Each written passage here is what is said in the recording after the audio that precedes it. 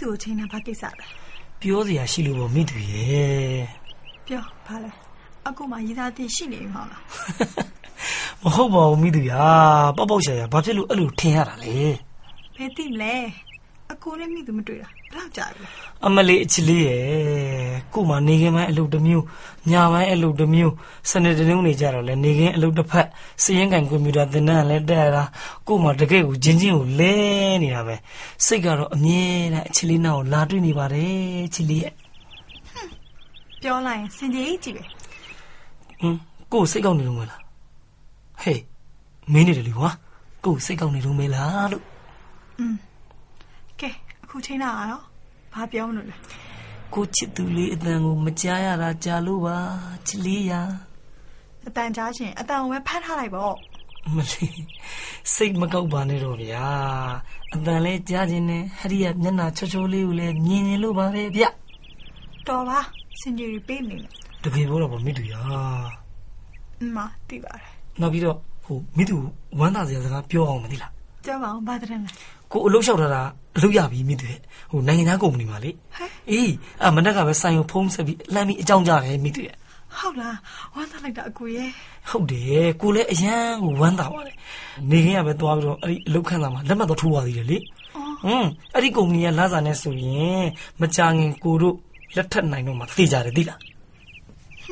သိကြလို့လားသိကြတာပေါ့မိတူရဲ့လာစားကိုဒေါ်လာနဲ့တွက်ပြီးပေးမှာအဲ့ဒီကုမ္ပဏီကလာစားနေဆိုရင်အိမ်ကိုပေးပြီးတဲ့အပြင်မိသူနဲ့ယူဖို့ငင်လာဆောင်စေးရောရှေ့အတွက်ရော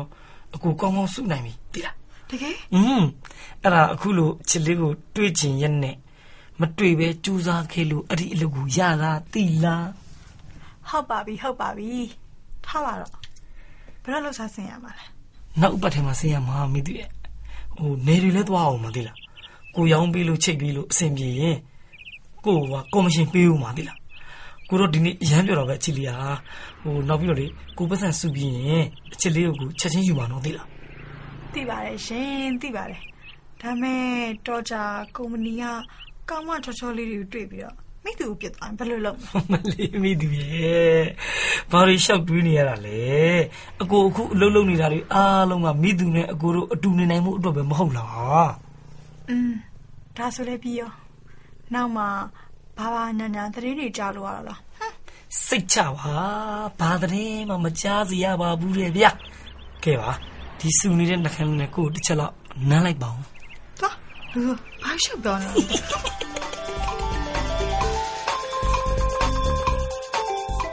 ဲလူတိုင်းတင့်မြတ်လျော်ကန်စွာသတ်မှတ်ထားသည့်အလုတ်လုတ်ချိန်ပြင်လစာနှင့်တကွအခါအားလျော်စွာသတ်မှတ်ထားသည့်အလုတ်အားလျက်တွေပါဝင်တဲ့အနားယူခွင့်နဲ့အားလက်ခွင့်တွေကိုခန်းစားပိုင်ခွင့်ရှိဖို့လိုအပ်တယ်ဆိုတာကိုလူခွင့်ရေးကြေညာစာတမ်းမှာဖော်ပြထားပါတယ်။သောတာရှင်တို့လည်းဒီခွင့်ရေးတွေကိုခန်းစားနိုင်ခွင့်ရရှိနိုင်ပါစေလို့ဆုတောင်းရင်းဒီကနေ့ကျွန်တော်တို့ရဲ့တင်ဆက်မှုအစီအစဉ်လေးကိုဆုံးသက်ခွင့်ပြုပါခင်ဗျာ။နောက်တစ်ပတ်မှာလည်းဩဂုတ်လ23ရက်နေ့မှာကြာရောက်မဲ့ကျွန်းကုန်းကူးမှုအောက်မေ့ပွဲနေ့အစီအစဉ်နဲ့ပတ်သက်ပြီးတင်ဆက်ပေးအောင်မှာမို့စောင့်မျှော်နားဆင်ကြပါခင်ဗျာကျွန်တော်တို့ Burma Media Production ဖွဲ့ကနေတင်ဆက်နေတဲ့ဇာတ်လမ်းတွေကို burmamediaproduction.com မှာလည်းတွားရောက်နားဆင်နိုင်ကြပါတယ်ကျေးဇူးတင်ပါတယ်ခင်ဗျာ